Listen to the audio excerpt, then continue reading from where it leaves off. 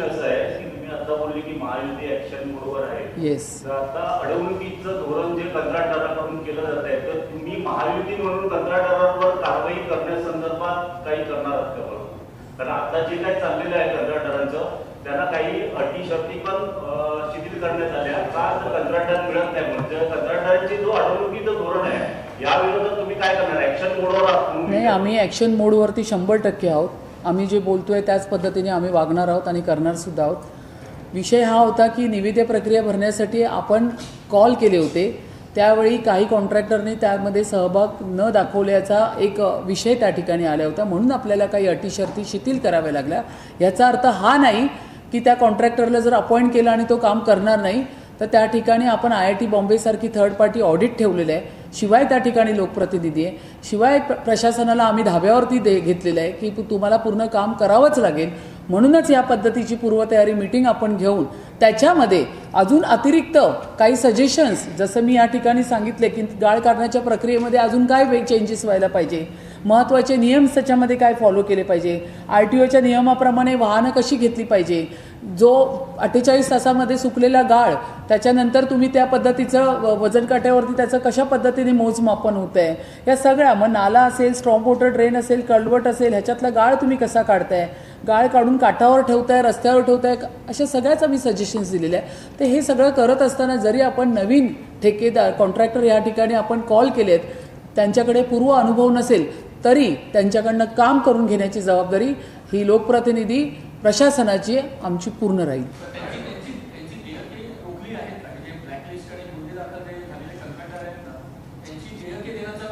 नाही, असा विषय आहे त्याच्यामध्ये. हा पण एक महत्त्वाचा मुद्दा आहे. वेळेच्या आतमध्ये जर त्यांनी काम नाही केलं आणि ते काम अपूर्ण राहिले तर त्याची पूर्ण जबाबदारी कॉन्ट्रॅक्टरची स्वतःची राहील. त्याच्यामध्ये मुंबई महानगरपालिका सहभाग करणार नाही. उर्वरित असलेले संपूर्ण काम त्यांनी खर्चाने स्वतःच्या बेसवर त्यांना करावं लागेल. त्याच्यामध्ये पालिकेच्या निधीचा सहभाग नसणार आणि जर तो त्यांनी केला नाही काम पूर्ण आणि त्याच्या पुढचंही काम केलं नाही तर त्यांना ब्लॅकलिस्ट या टर्नवरती आम्ही विषय घेतलेला आहे.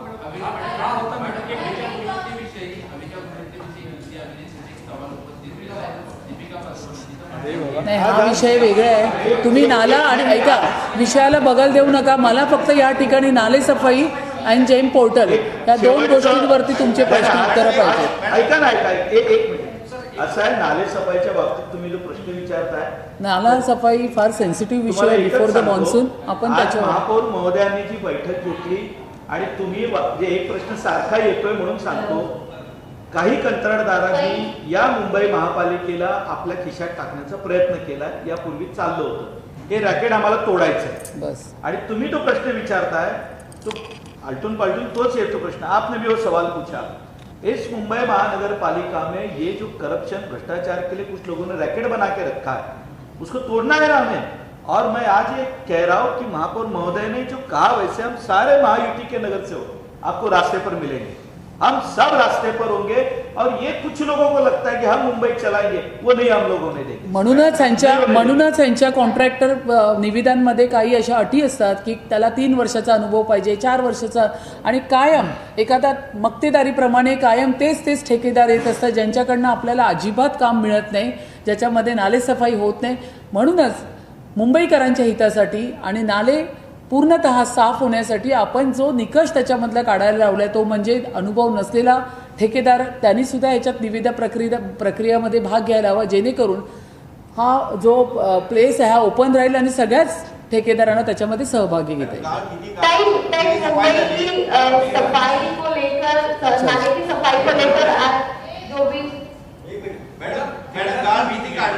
सफाई भीतीला पावसाचं स्पष्ट होतं, पण मुंबईची लाईफलाईन रेल्वे थांबू नये म्हणून आपण यासाठी काही उपाययोजना सुचवल्यात का? हा विषय आमच्या शिक्षण समितीच्या अध्यक्ष आदरणीय राजश्रीताई शिरवाडकर यांनी चुनाभट्टी रेल्वे स्टेशनचा घेतला होता. ज्यावेळी नाले भरले जातात आणि पाणी ओव्हरफ्लो होतं तर त्या ठिकाणी असलेल्या रेल्वेच्या ट्रॅकवरती वॉटर स्टॅग्नंट राहतं, तर ह्याच्यावरतीही चर्चा झाली. तेही पूर्ण काढण्यासाठी त्याच्यावरती आपण पूर्ण प्रशासनाला धाब्यावर धरून त्यांना सांगितलं आहे की या पद्धतीचं प्रवाह आणि गाळ आणि तरंगता गाळ ह्याच्यावरती आपण पूर्ण चर्चा केलेली आहे. प्लस 2000 आपण त्या ठिकाणी डॅशबोर्डची मागणी केली आहे ज्यावर फोटोग्राफ्स या अनुषंगाने ट्रॅकिंग केले जाणार नुसतं काम करून घेत नाही, आपण डॅशबोर्ड पण त्यांना सांगितलं आहे. डॅशबोर्डवरती कंटिन्यू त्याचे फोटोग्राफ्स अपलोड होतील आणि परत त्याच्यावरती ट्रॅकिंग करण्यासाठी आपण थर्ड सिस्टम लावतो आहे. म्हणजे तुम्ही लक्षात आलं, तुमच्या 4 कॉर्नर्स या ठिकाणी नालेसफाई आज आम्ही बोलतो आहे, उद्या आम्ही तुम्हाला फील्डवरती प्रत्येक नाल्याच्या ठिकाणी साफसफाई होताना हे सगळे बसलेले लोकप्रतिनिधी त्या ठिकाणी दिसणार आहोत. आज तुम्ही नालेसफाईच्या संदर्भात बोलत आहात. आपण आशा करूया की यावेळेस सुद्धा नालेसफाई पूर्ण होईल आणि पाणी साचणार नाही. परंतु ज्यावेळेस पाणी साचेल त्यावेळेस पाऊसच जास्त पडला ही जी स्वभाव आहे ती पुढे येणार नाही अशी आशा बाळगली. ज्यावेळी प्रश्न पुन्हा करा, आपण लांबून बोला, आवाज येतो. आपण आज नालेसफाईच्या संदर्भात इतकी प्रेस कॉन्फरन्स घेतली जी दरवर्षी अशाच प्रकारचे प्रेस कॉन्फरन्स होतात. पाणी सुद्धा साचलं जाते आणि नंतर असं कारण येते समोर की पाऊस जास्त झाला म्हणून पाणी साचलं आणि त्यावर कुठेतरी मुलामत केलं असं. यावर्षी कसं होणार? आतापर्यंतच्या प्रेस कॉन्फरन्समध्ये आणि ह्या प्रेस कॉन्फरन्समध्ये फरक आहे जमीन आसमानाचा. त्या प्रेस कॉन्फरन्सचं काय चाललं आणि काय होतं, खड्ड्यात मुंबई खड्ड्यात, ह्या सगळा त्याच्यावरती मलिष्का FM रेडिओची तिने गाणंसुद्धा तयार केलं होतं. पण ह्या वेळेच्या प्रेस कॉन्फरन्समध्ये खूप फरक आहे. आम्ही जर या ठिकाणी शाळांच्या 27 वस्तू जर आम्ही जेम पोर्टलवर आणू शकतो, पूर्ण ट्रान्सपरन्सी आम्ही ठेवू शकतो. या ठिकाणी नालेसफाईमध्ये IIT बॉम्बेसारखी थर्ड पार्टी ऑडिट आपण या ठिकाणी ठेवू शकतो. तर त्यामुळे ह्या प्रेस कॉन्फरन्सला अतिशय विश्वासाने तुम्ही घ्या आणि लोकांपर्यंत आमचा मेसेज पोचवा.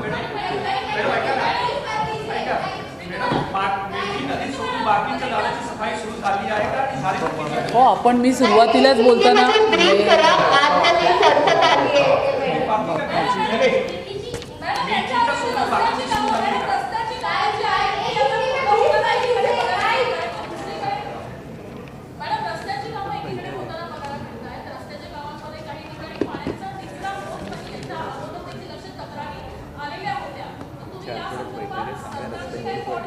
आपण या बाबतीत रस्त्यावरती होणारी CC रोडची कामं, त्याच्याखाली असणारे डक, ब्रिज स्लँटिंग करतात, त्याच्या बाजूला असणारे स्ट्रॉम वॉटर ड्रेन, याची इत्थंभूत मीटिंग आपण पुढच्या आठवड्यात घेतोय. त्यावेळी तुमच्या सगळ्या प्रश्नांची आम्ही उत्तरं त्यावेळी देऊ. धन्यवाद.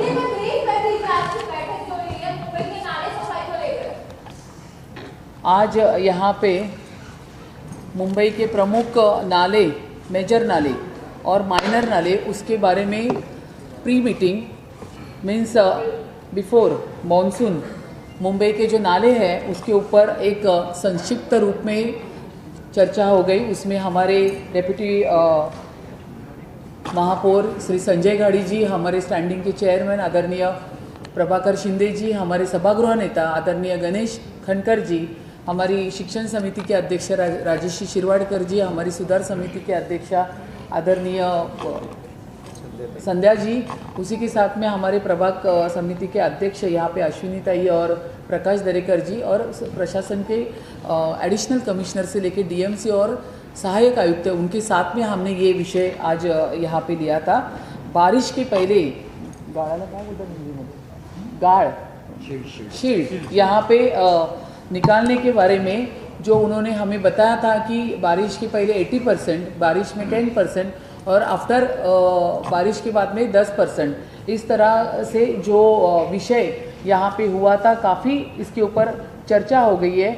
हमने कुछ सुझाव यहाँ पे दिए जो यहाँ पे कॉन्ट्रैक्टर काम कर रहे थे, जिन्होंने टाइम के पहले काम नहीं किया और काम भी कुछ गलत हुआ था, तो उनके ऊपर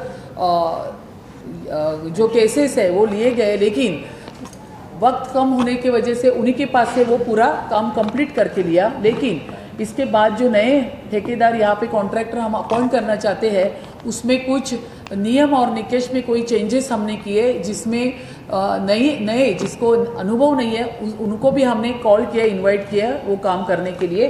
और उसी के साथ में हमने कुछ सजेशंस यहाँ पे दिए कि ठेकेदार जो है उसकी मुख्य जिम्मेदारियाँ यहाँ पे क्या होनी चाहिए. जो नए निविदा में पर्याप्त मजदूर और मशीनरी वहाँ पे उपलब्ध होनी चाहिए. नाले के पानी का प्रवाह लगातार चालू रहना चाहिए। उसमें फ्लोटिंग जो मटेरियल है उसको भी निकाल के उसके जो फोटोज़ है वो बीएमसी के पोर्टल पे जाने चाहिए।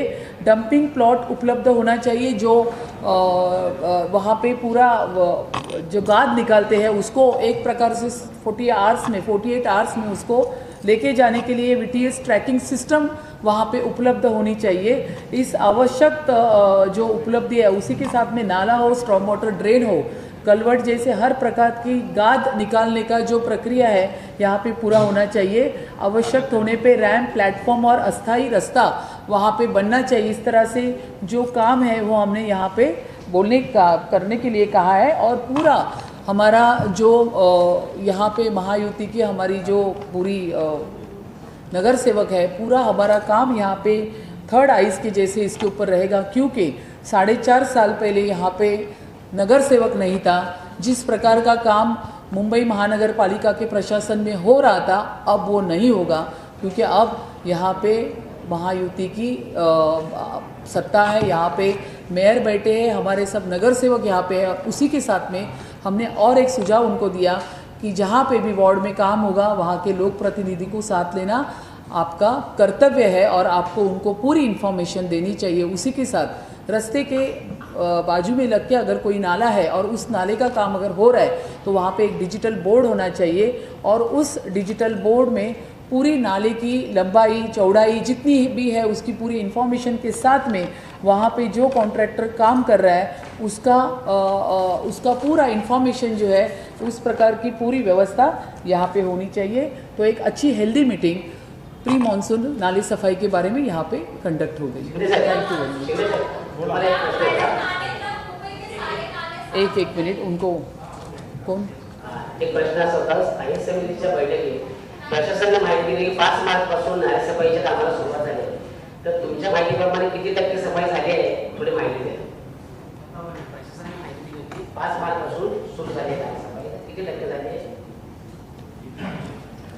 प्रशासनाने जी माहिती दिली ती प्रशासनाने सांगितलं की अंशतः नालेसफाई ही साफ झालेली आहे। आजच्या बैठकीत त्याची पूर्ण चर्चा झाली। आम्ही हे प्रश्नही विचारले की 1 मार्च पासून ही सुरू व्हायला पाहिजे होती, ती अद्याप झालेली नाही, ती लवकरात लवकर करा। मी तुम्हाला महायुतीच्या वतीने एकच सांगतो की कंत्राटदारांनी कितीही अडवणूक केली तरी मुंबईमध्ये नाले साफ करण्याची जबाबदारी आमची आहे, ती आम्ही याच कंत्राटदारांकडून करून घेऊ।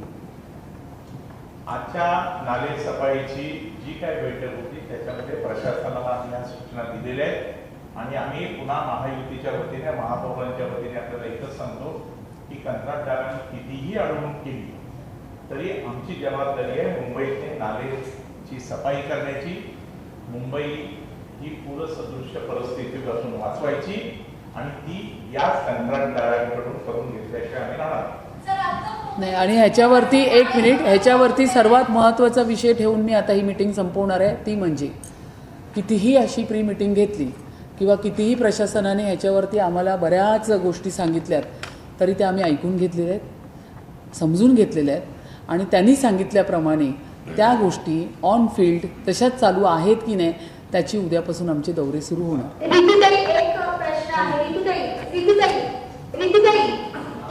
एक प्रश्न आहे की दीपिका पदुकोणने आज बीएमसीला टॅग केलंय आणि त्या असं म्हणतात की मुंबईतले नागरिक जे आहेत ते आता घुमरतात, इतकी हवा खराब झालेली आहे मुंबईतली असं त्या म्हणतात। कशा पद्धतीने आपण याच्यावर वर्कआउट करतो? नाही, एक लक्षात घ्या, आमच्या अभिनेत्री दीपिका पदुकोणजी या तर एक सेलिब्रिटी म्हणून त्यांनी सांगितलं आहे, त्या सेलिब्रिटी आहे, त्यांचा सन्मान आहे, पण आम्ही फक्त दीपिका पदुकोण नाही, मुंबईच्या प्रत्येक नागरिकांचं आम्ही ऐकतो आहे।